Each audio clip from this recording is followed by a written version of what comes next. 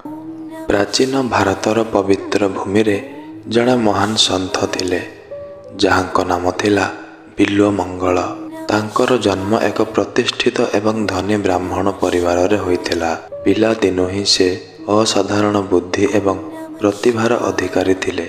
से वेद वेदांग एवं शास्त्रर गभीर अध्ययन करथिले एवं शीघ्र ही जड़े प्रकांड पंडित भाव रे तांकर ख्याति चारिआडे व्यापीगला। किंतु युवावस्था बिल्वमंगल सांसारिक मोह एवं आसक्तिर गभीर जालरे फसीगले। चिंतामणि नामक जड़े युवती प्रति तांकर गभीर आकर्षण थिला। तांकर आसक्ति एते प्रबल थिला जे से निजर समस्त समय धन एवं ध्यान केवल तांको उपरे ही केंद्रीभूत रखुथिले। थरे बिल्वमंगल निज पितामातांक श्राद्ध कर्म करुथिले। सेही समय रे आकाश रे घन बादल छाईगला एवं प्रबल वर्षा सहित भीषण झड़ आसिला। किंतु तांकर बासना एते प्रबल थिला जे तांको चिंतामणि को भेटिबा को अत्यंत इच्छा हैला। से श्राद्ध कर्म अधारु छाड़ी तांको भेटिबा पई बाहरी पड़िले। रास्ता रे एक उछुळा नदी थिला। आसक्तिर निशारे बुड़ी रहितबा बिल्वमंगल को एक भासुथिबा शव काठखंड भली देखागला। ताकू धरि ही से सेही भयंकर नदी को पार कले। जेतेबेले से चिंतामणि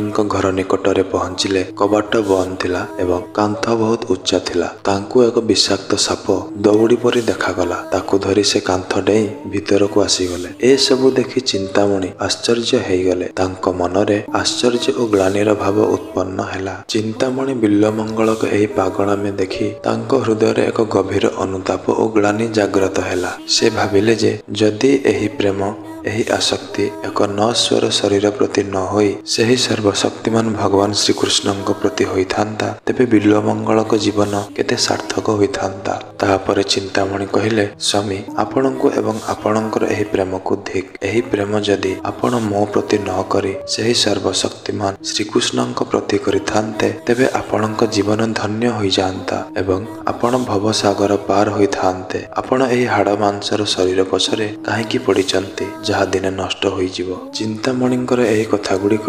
बिल्वमंगलंक पई दिव्य मंत्र होइगला। तांकर अज्ञानर कबाट खोलीगला एवं तांको निजर भूलर गभीर अनुभूति हैला। बिल्वमंगल को लागिला जे तांकर एही आखि ही तांको पतनर मूल कारण यहाँ ही तांको संसारर मोहमाया आड़कू टाणुछि। गोटिए मुहूर्त विलंब न करी से तुरंत एक धारुव जिनिस उठाई निजर दुई आखि को फुटाई देले। से एही दृढ़ प्रतिज्ञा कले जे वर्तमान से केवल आंतरिक दृष्टि रे निज हृदयर आखिरे निज आराध्य भगवान कृष्ण को दर्शन करिवे। से संसारर मायावी सौंदर्य को त्याग करी दिव्य प्रेमर रास्ता बाछिले। आखि फुटाइबा परे बिल्वमंगल सत्य मनरे भगवान श्रीकृष्ण भक्ति आरंभ कले। से वृंदावन आड़क चलीगले जेउठारे से कठोर तपस्या भजन कीर्तन एवं प्रेम साधनार निज जीवन समर्पित कले। तांकर शुद्ध एवं अतुट भक्ति रे संतुष्ट होई स्वयं भगवान श्रीकृष्ण तांको साक्षात दर्शन देले। भगवान बाल रूप रे आसी तांको सहित खेलुथिले, तांको लुहाणी खुआउथिले एवं अद्भुत लीला करुथिले। बिल्वमंगलंक जीवन भक्तिर परमानंद रे भरिगला। भक्त बिल्वमंगल संस्कृत रे श्रीकृष्ण कर्णामृत नामक